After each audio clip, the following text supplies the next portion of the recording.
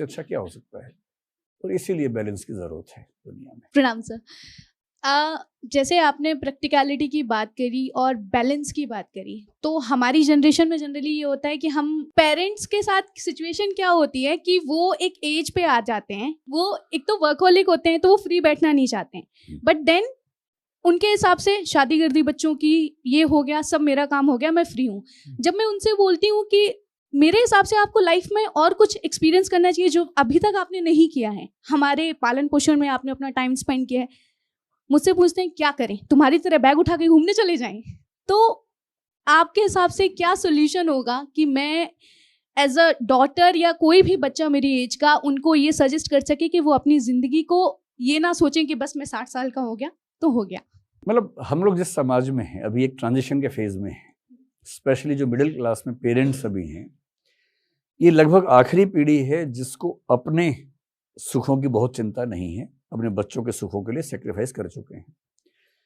क्योंकि आप में से अधिकांश के पेरेंट्स वो हैं जिन्होंने बहुत स्ट्रगल करके आपको पढ़ाया है, बहुत पैसा बचा नहीं पाए हैं, और अगर थोड़ा बचा भी लिए तो खर्च करने का साहस उनके अंदर नहीं है।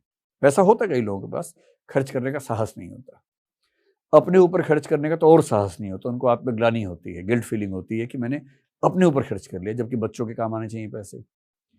मेरे ख्याल से ये आखिरी पीढ़ी उस तरह की है मध्य वर्ग में, क्योंकि आपकी पीढ़ी जब पेरेंट बनेगी तो आप उतने परमार्थी टाइप के पेरेंट्स नहीं बनेंगे शायद, क्योंकि इसमें आपकी गलती नहीं है, समाज के ट्रांजिशन की गलती है, गलती भी नहीं है, नेचर है। इंडिविजुअलिज्म हमारे समाज में पहली बार ठीक से उभरना शुरू हुआ है मध्य वर्ग में। आज की जो नई पीढ़ी है, आप लोग हैं, आप लोग बुरे नहीं हैं, आप लोग इस नए समाज के प्रतिनिधि लोग हैं। आपको अपनी ज़िंदगी बिना कंप्रोमाइज़ के जीने की हैबिट काफ़ी हद तक है, पेरेंट्स की तुलना में ज़्यादा है। वो ड्रेसिंग सेंस से लेकर ज़िंदगी के फैसलों में हर जगह दिखती है।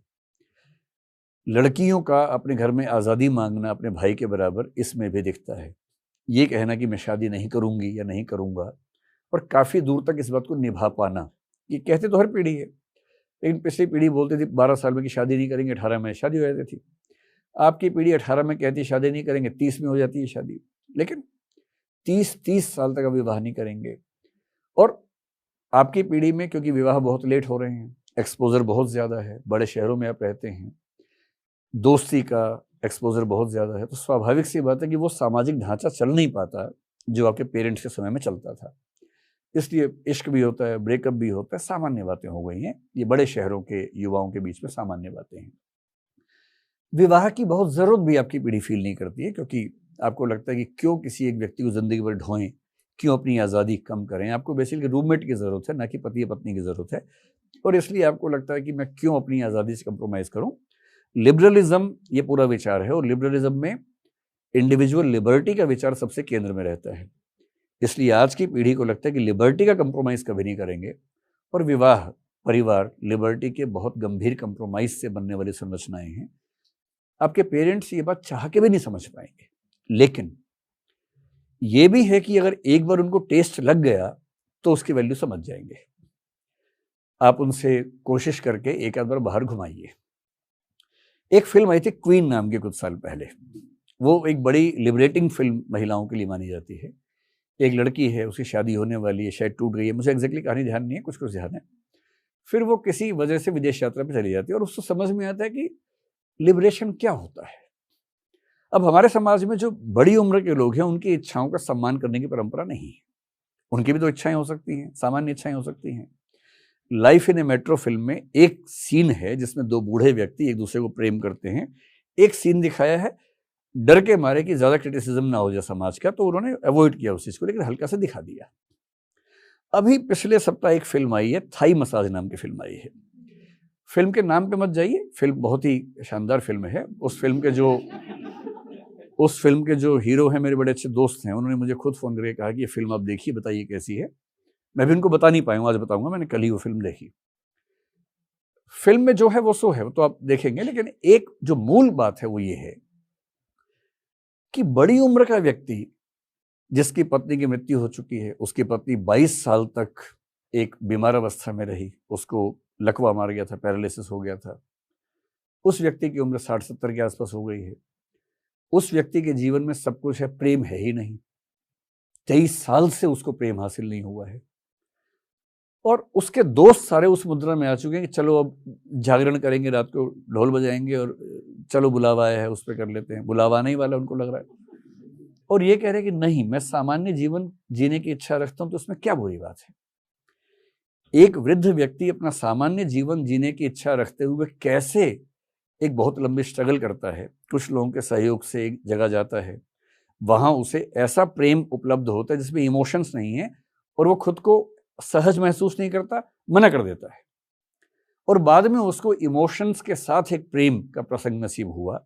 और पूरी फिल्म का मूल विषय ये है कि क्या इस व्यक्ति को गिल्ट फीलिंग होनी चाहिए, या हमारे समाज को इन व्यक्तियों के लिए इतना सहज होना चाहिए कि उनकी इच्छाएं भी पवित्र और जायज हो सकती हैं।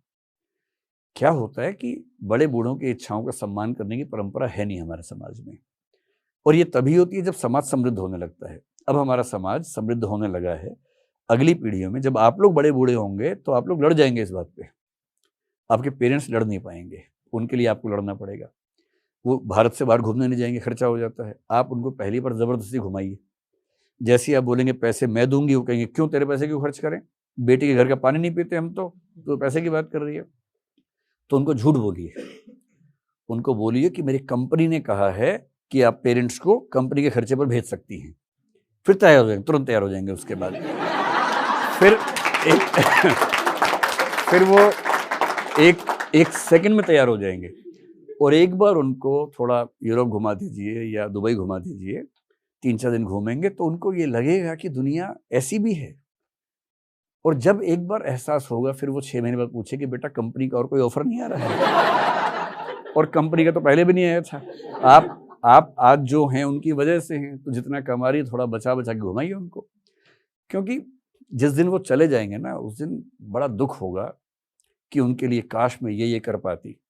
तो जो जो सोच सकती हैं अभी कर दीजिए, बाद में आप पैसा लेके बैठी रहेंगी, मौका नहीं मिलेगा।